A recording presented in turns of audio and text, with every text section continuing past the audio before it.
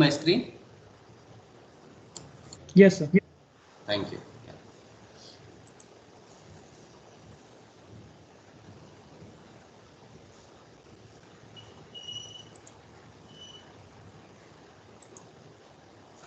Yeah. So this is the problem.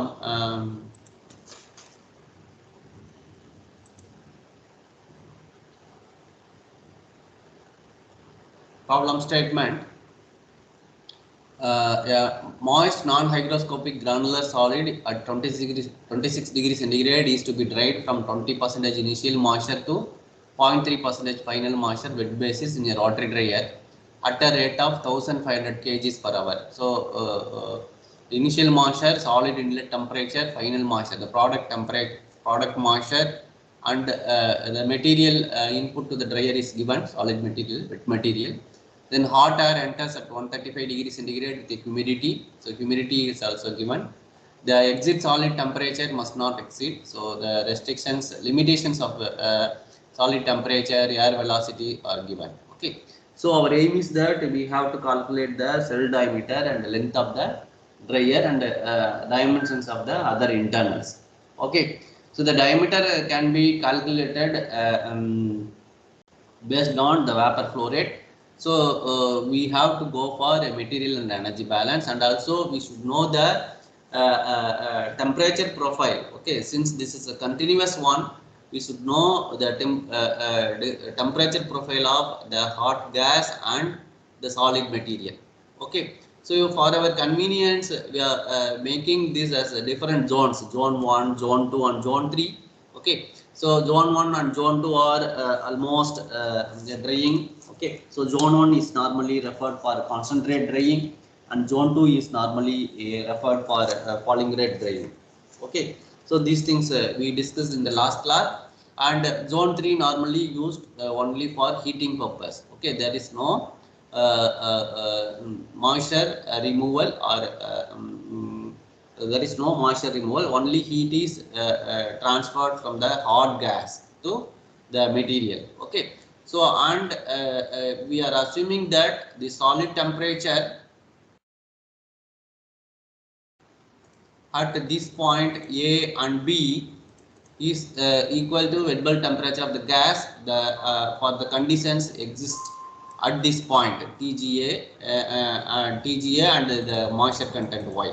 Okay, similarly this wet bulb temperature is similar to the moisture content and the humidity.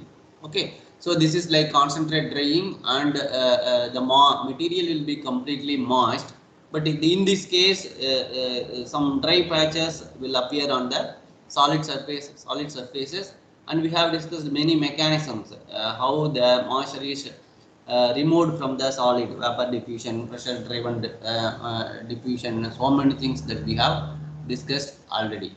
Okay, so here these are the conditions given, and we have to fix this temperature Tg1 and Ts2.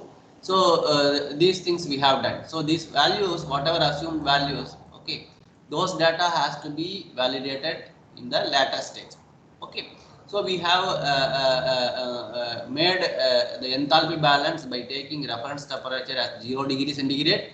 So we have got the value for HS1, that is enthalpy of the solid at the point 1, then enthalpy of the solid at point 2, then this Hg2 we know how to calculate. Here the latent heat part also comes, and sensible heat part also we have to account. Okay, so wherever we have all the known values, we will get the values. So if you see here, this case, this is expressed in terms of y1.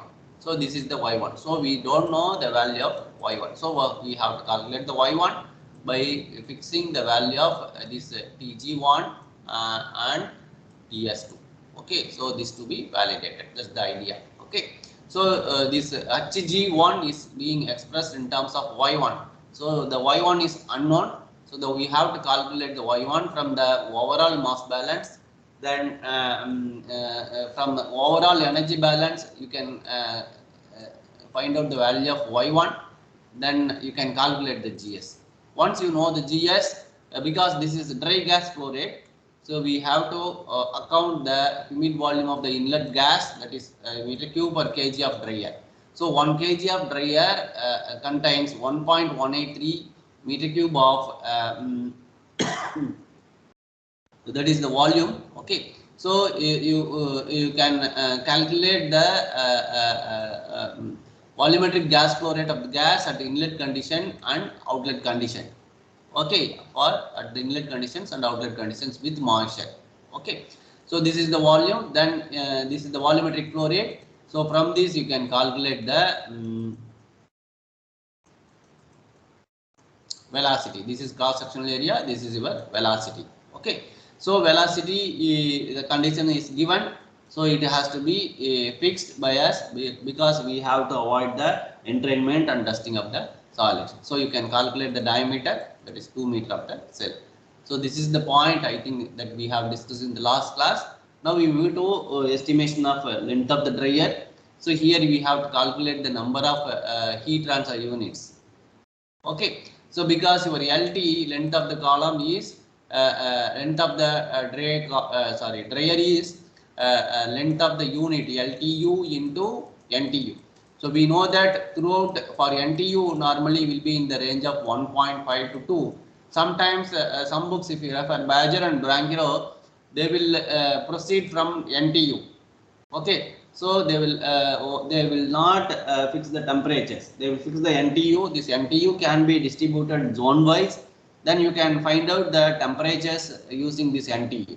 Okay, so that is another method. But in this case, we will calculate the LTU and NTU based on the assumed temperatures, and we will validate the temperatures. Then put together, if you add the NTU, you know the total NTU. Okay, so now we will take the zone 2, zone 3. So we know that in zone 3 only heating of the solid occurs. Okay, so there is little water left for vaporization. Almost the material, the solid material reaches this bound moisture or equilibrium moisture. So there is no moisture. The solid is not wet to go for vaporization. Okay, so at the boundary between zone and 3 and 2, we have to we should know the temperature, correct? So you should know the this TSA equal to TSB, that we are assuming from the temperature profile, this TSA and TSB. So to calculate the NTU in zone 3, we should know all these temperature, TS2, TG2, TGB and TSB. So this NTU calculations last class I told, no? So you can calculate this NTU using these 4 temperature conditions. Okay, so initially we don't know the value of TSB, because TSB should known, and also we should know the value of this TGB, because TG2 is known, TS2 is assumed, the inlet condition of moisture is known, here the moisture is known. Okay, so we don't know the details of this condition, so we have to fix this temperature. Okay, so that is, this temperature is saturation temperature of, or you can say this wet bulb temperature. This temperature is wet bulb temperature of the gas, that is equal to your solid temperature at the condition existing at point number B, or at point B. Okay, so HSB you can calculate using this temperature, taking reference temperature is 0 because there is no moisture removal. So your Y is same, humidity is same. So other things are, so you can calculate this HSB. So once you know the HSB at this temperature, at this condition, humid heat of the gas entering zone 3, you can calculate. Okay, so this is 1.005 plus 1.88. This is inlet moisture. Okay, so that that is you can calculate the CHB. So once you know the CHB, this heat balance over zone 3 you can do. So this is the heat balance equation for zone 3. Okay, so this is the gas flow rate, this is heat, because here only a sensible heat transfer taking place. Okay, so you can calculate the temperature of gas at the point B. Okay, this is zone 3. So this is your gas temperature, this is your solid temperature, this is being fixed. Okay, the condition is fixed. So here only heating takes place, that's the assumptions we are making. So this is the overall heat balance. So everything is known here. Okay, So everything is known here. So only except this TGB. So you can calculate the TGB, that is 129 degree centigrade. Okay. So what is the gas inlet temperature? Actually TG2 is 135 degree centigrade. So TGB, when you calculate, this value should not be greater than your TG2. Now you are getting 126 degree, 129 degree centigrade. That is your TGB. So okay. So next we move to zone 2. Here adiabatic saturation temperature of air entering at zone 2, 129 degree centigrade and humidity. So you can using this condition, using the psychrometry chart, you can calculate the temperature, adiabatic saturation temperature, because you know the temperature and humidity. So both will meet at a point. Then if you follow the adiabatic saturation line, so that is 100% line you can hit. Okay. Then this so you have a AST line parallelly. Okay. So if you move there and you can find out the temperature, that is 41.3 degrees centigrade. So now we are validating. So we have assumed 41 degrees centigrade. This for here you have 41.3. So there is no much deviation in this, because we are this TSA is TSB, because in zone 2 there is we are assuming there is no change in temperature. Now you take the zone, so at boundary B, delta TB you know, then delta T2 you know. So this is temperature conditions, as I said, correct. So the gas enters 135 degrees centigrade. The temperature of the gas leaving zone 3 is 129. So the gas leaving at temperature here you have what is the temperature of the solid, outlet temperature 100 degrees centigrade.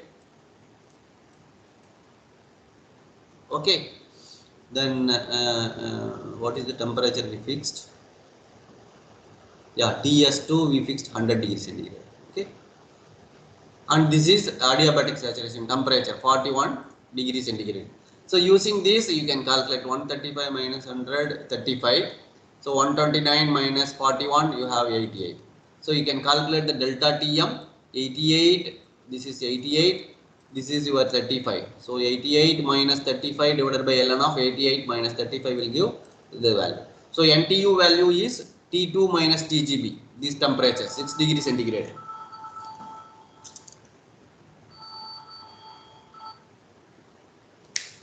This is actually 6 degree centigrade. Okay. So this is 6 divided by this value will give the NTU 0.104. So you require the NTU 0.104.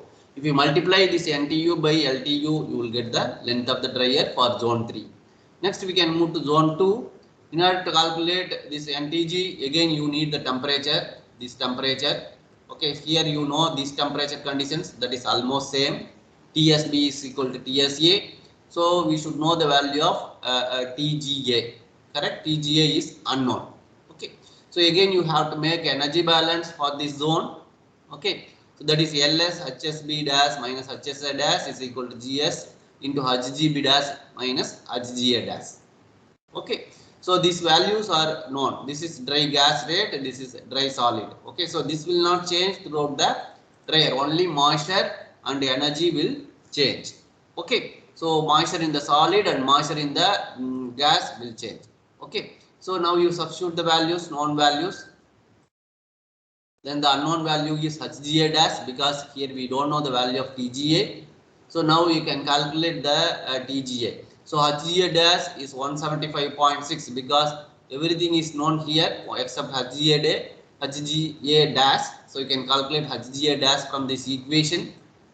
Then the equation for HGA, the expression to calculate the HGA dash is 1.005 plus this is the moisture, okay, into 1.88 TGO minus 100.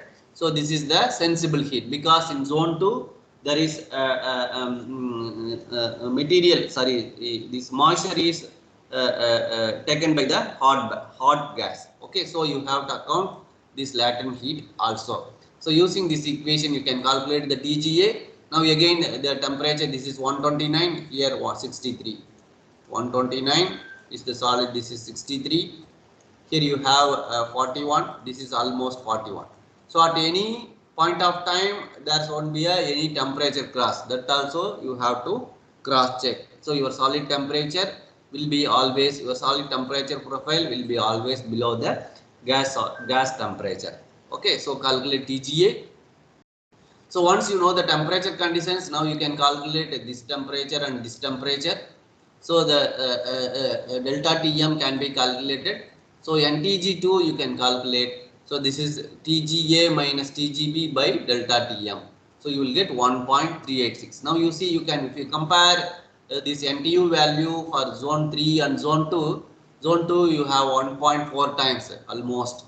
Here you have 0.1. So 1.4 times is lengthier this part. Okay. So then we have to calculate this NTG1. Now we have assumed the gas temperature T 60 degrees centigrade. No. So before calculating NTG1, we have to validate whether this assumed value of 60 degrees centigrade is correct.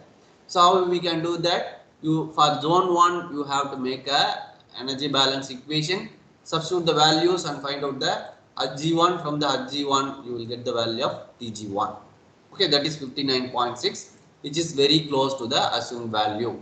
Okay, so this is by experience you can get this knowledge to how on what range you can assume the values. Okay.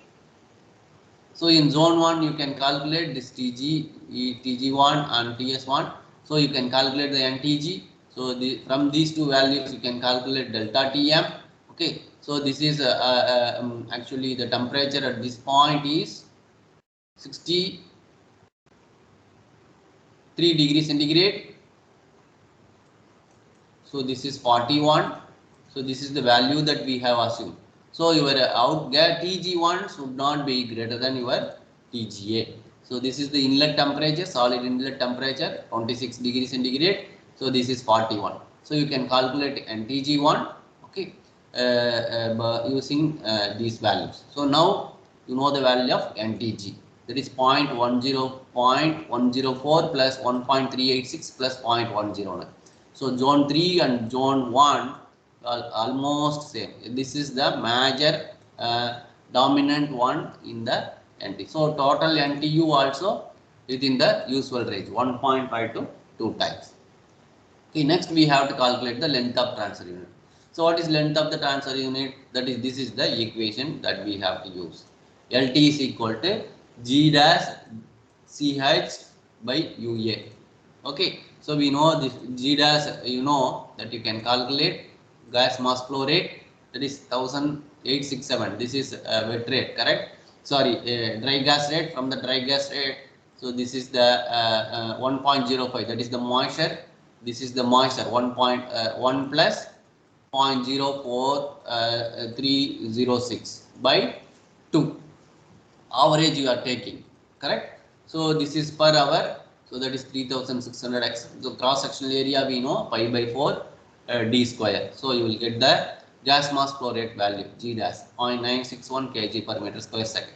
Next we have to calculate the volumetric heat transfer coefficient UA. So for that we have the expression.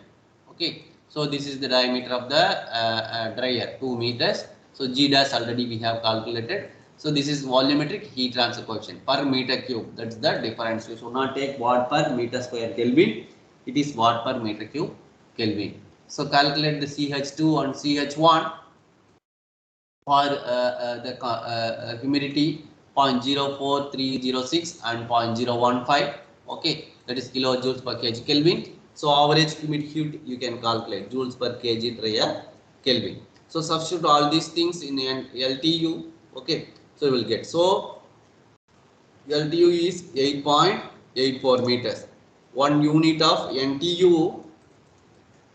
Okay, so for this range of temperature change, we need this much amount of length of the dryer. Okay, so our case is 1.56 sum of all the NTU. This is sigma actually, I2, 1, 2, 3. So here you have to I, here you have to I. Okay, so L is 13.8 meter, almost 14 meters. Now you can check L by D ratio. So L by D ratio you have 14 by 27. Okay, So if you know the diameter too, you can calculate these other things. So your flight count is 2.4 times of d to 3d. So d is 2 meters. So you can fix it 5 flights or 6 flights. Okay, and also now you can fix the inclination to the cell to the horizontal 8 centimeter per meter. So here you have 14 meters, no? So you can calculate the slope per meter, 14 into 8. So almost you have 0.5 meters of slope you have. Okay, so and this is also satisfied. So here the radial flight height is d by 12 to d by 8. So t 2 by 12 to 2 by 8. So 0.25 meters you can have. 0.25 meters you can have. Okay, so here you 0.25 meters, here you have 0.25 meters. Okay. So this is the way to proceed. Then you can calculate the solid retention time also. So I think you have the equation for solid retention time.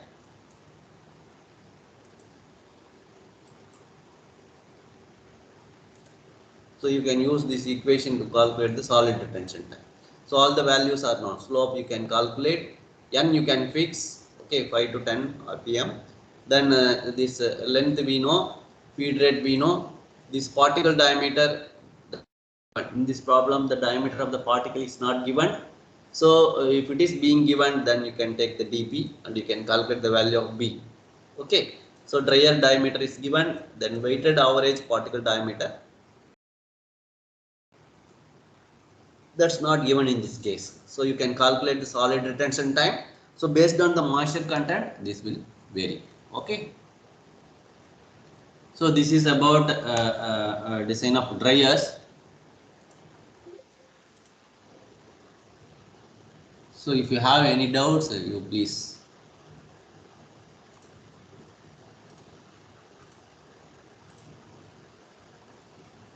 Hello.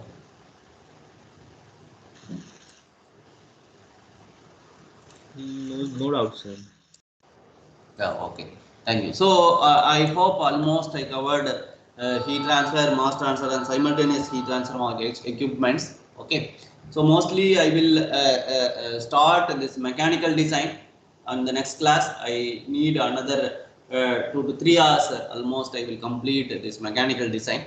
Okay. So the reactor design, those things are simple. So the reactor design, so reaction kinetics you have to take. Then you have to find out the volume of the reactor. Once you find the volume of the reactor, that would be easy. So here it may be liquid phase, only liquid phase reactor, or a solid gas phase reactor. Okay, so almost whatever the concept that we have covered, if it is combination of gas and liquid, then we have to take care of this flooding, then entrainment. Okay, so here a reactor means sometimes it may be with exothermic or endothermic. So here the reactor is connected with your heat transfer phenomena. Okay, so we have to account this. We have to integrate this heat transfer problem and reaction engineering problem. Okay, so the same thing you can go for different type of. So once you know different type of gas liquid contactors, the same contactors can be used for the gas liquid reactions, solid liquid reactions, or gas liquid solid reactions. Okay, so the same concepts that you can use. Okay, so the limitations we have to see. Anyway, we will see the mechanical design in the next class. Then we will see. If time permits, I can give some more concepts related to reactor design or storage tanks. Those things we can discuss. Okay. Thank you all. Yeah. Thank you, sir. Thank you, sir. Thank you everyone.